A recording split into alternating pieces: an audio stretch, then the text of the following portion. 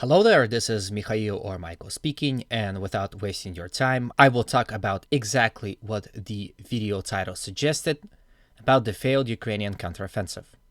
It happened here, on the E40 highway, in between Zalyshansky and Orekhovo-Vassilivka. Now, it is hard to say what exactly had happened, but it is safe to say that Ukrainians had advanced with some of their armor and troops along the E40 highway, and were stopped somewhere around here. The Russians had repelled Ukrainian attacks, after which Ukrainians tried to retreat. They were retreating in the open along the road, and that's where Russians unleashed heavy artillery barrage on them.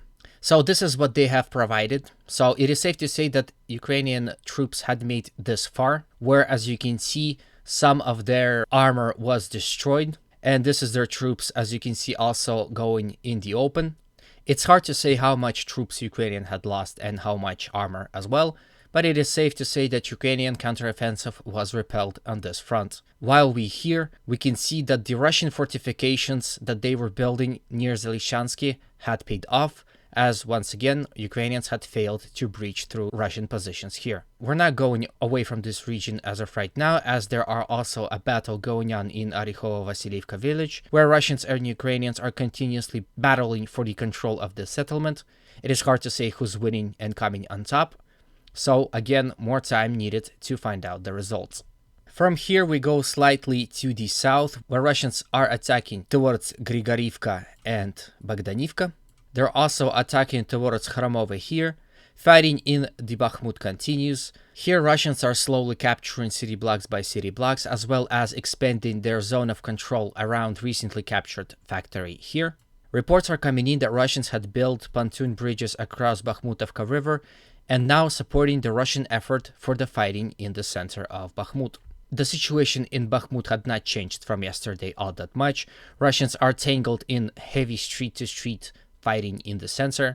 The situation in this salient had not changed much. Some reports are coming in that Russians had captured this stadium, but again, if we zoom in, we can see that this is by no means a big stadium.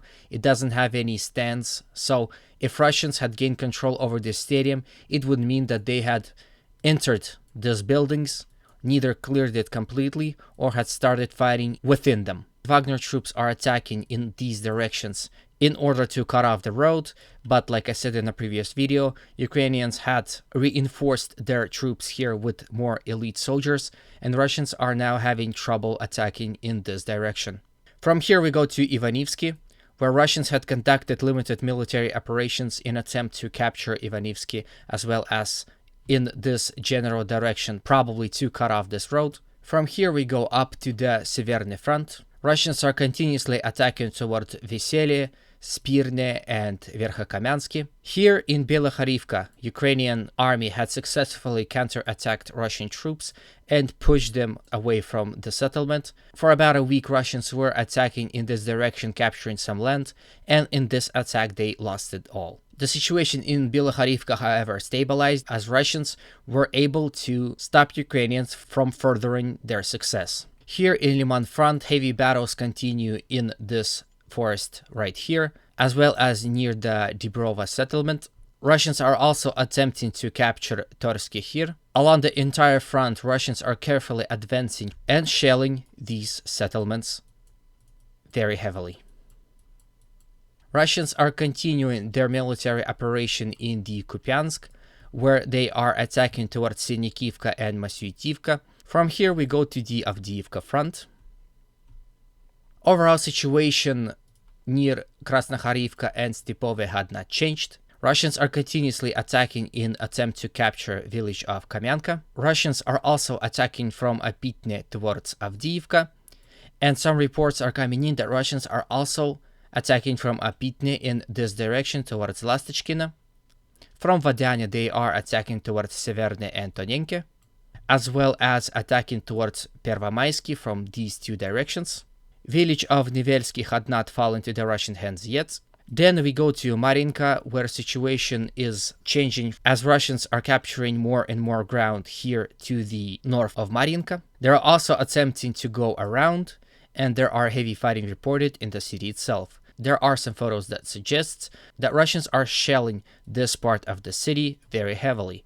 Perhaps this is an attempt to paralyze Ukrainian reinforcements coming in as they are fighting in the city center. After Marinka, we go to Novomikhailivka, where Russians are also attacking in this direction, but no gains were reported as of right now. From Novomikhailivka, we go to the Vogledar. Russians are continuously expanding their zone control in this dacha area right here, as well as creeping ever close to the mines here. The city of Vogledar is continuously shelled. Now, a lot of interesting news are happening in the entire Zaporizhia front.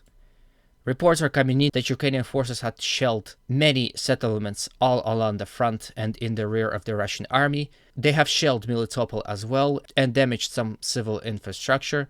I'm not sure how many people are dead. Overall, this could be a preparation for the massive counteroffensive that Ukrainian army had been planning and parading around for a long time ago. But I believe this could be a diversion, so Russians would believe that this is where the main attack would be, and they would attack elsewhere where Russians are not prepared. So this is all of the news that I managed to gather and the ones I found particularly interesting.